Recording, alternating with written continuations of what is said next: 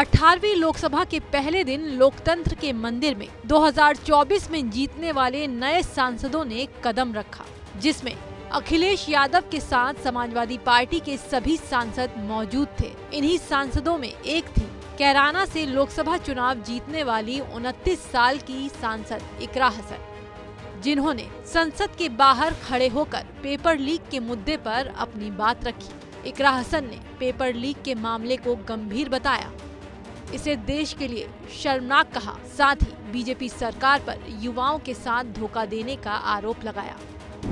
देखिए, लगातार paper leak हो रहे हैं और कुछ एग्ज़ाम्स खारिज हो जाते हैं, तो ये जो हमारे युवा हैं देश के, जो इस देश की नींव हैं, उनके साथ बहुत बड़ा धोखा इस सरकार द्वारा चलता आ रहा है पिछले 5-10 सालों से।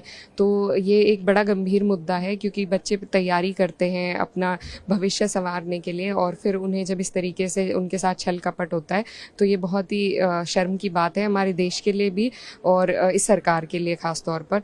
तो उसी के लिए हम लोग सब आवाज़ उठा रहे हैं और प्रयास यही रहेगा कि इसमें जल्द से जल्द कोई ऐसा कानून बने कि इस तरह की समस्या बार बार न हो। वहीं संसद में घुसते ही सपा सांसद हाथ में संविधान की किताब लेकर क्यों आए, इस पर कैराना सांसद ने जो कहा सुनिए। नहीं, प्रोटेस्ट नहीं है, ये एक सिंबॉलिज्म था कि हम लोग चाहते हैं कि सरकार चाहे जो भी हो वो संविधान के अधीन होकर चले और संविधान से ही हमें हर तरीके के अपने राइट्स मिलते हैं। तो और ये पूरा जो चुनाव है वो संविधान को बचाने के लिए ही लड़ा गया था विपक्ष द्वारा। तो उसी का ये सिंबलिज्म था कि हम सरकारें कोई भी हो, पार्टी कोई भी हो, लेकिन संविधान सबसे ऊपर है।